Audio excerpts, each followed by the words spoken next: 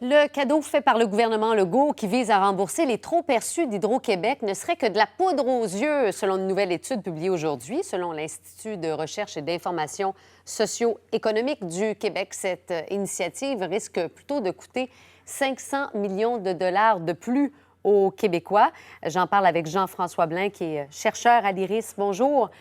Peut-être remettez-nous en contexte, là. Qu'est-ce qui avait été annoncé exactement? Oui, en fait, c'était début juin. Le gouvernement du Québec avait annoncé le dépôt, en fait, du projet de loi 34 visant à, en fait, principalement soustraire Hydro-Québec de l'Autorité de la Régie de l'énergie 4 années sur 5. Autrement dit, l'effet du projet de loi ferait en sorte que les tarifs seraient indexés du niveau de l'inflation pour les deuxième ou cinquième des 5 prochaines années, après un gel tarifaire en 2020.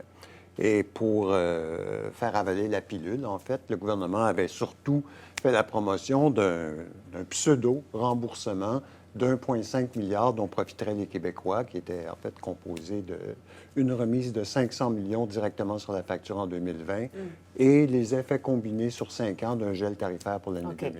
Et comment vous en êtes arrivé à ces conclusions selon lesquelles cette initiative risquerait de coûter 500 millions aux Québécois? Bon, en fait, d'un côté, l'annonce d'une remise de 1,5 milliard de dollars n'a rien à voir avec les trop-perçus antérieurs empochés par Hydro-Québec, qui ont d'ailleurs été versés à 75 à titre de dividende à son actionnaire, le gouvernement. Mais en plus, il n'y a pas de remboursement qui est à l'agenda dans les faits. C'est complètement une vue de l'esprit, une fiction. Le premier 500 millions de dollars qui serait crédité en 2020 sur la facture des Québécois provient de ce qui s'appelle les comptes d'écart, qui servent à compenser des variations des dépenses ou des revenus réels d'Hydro-Québec par rapport aux prévisions de dépenses et de revenus utilisées lors de la fixation des tarifs. Il y a actuellement à peu près 500 millions, un solde de 500 millions créditeurs dans les comptes d'écart qui appartient aux clients et qui aurait de toute façon été remis aux clients en vertu de la réglementation applicable dans les 3 à 5 prochaines années. Que je comprenne bien, qu'est-ce que ça veut dire pour les gens qui nous regardent, qui payent leur compte d'hydro aujourd'hui? Ça veut dire que l'an prochain, en fait, si la Régie de l'énergie tenait une audience, il n'y aurait probablement de toute façon pas d'augmentation tarifaire. Et donc, l'autre milliard de dollars d'économies alléguées par le gouvernement, c'est basé sur l'hypothèse que la Régie accorderait 1,7 d'augmentation pendant 5 ans, année après année.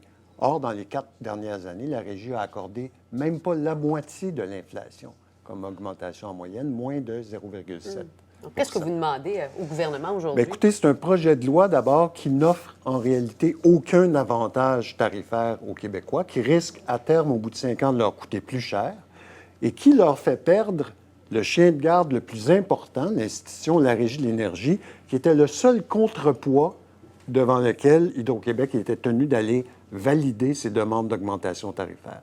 C'est un recul de 20 ans d'un point de vue politique, d'un point de vue institutionnel pour les Québécois. Comment le gouvernement expliquait, lui, sa décision?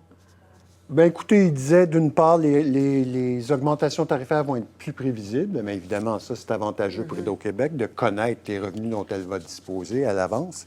Et d'autre part, bien, ça va permettre, ça va simplifier le processus réglementaire. C'est les deux principaux arguments. Le processus de fixation des tarifs et les audiences qui sont tenues chaque année coûtent à l'ensemble des clients d'Hydro-Québec à peine 1/50e de 1 des revenus totaux d'Hydro-Québec. C'est très peu cher payé pour avoir une expertise indépendante face à Hydro-Québec pour la forcer à justifier l'augmentation de ses dépenses et les demandes tarifaires annuellement. Jean-François Blain, chercheur à l'IRIS. Merci d'être venu nous en parler ce matin. Je vous en prie.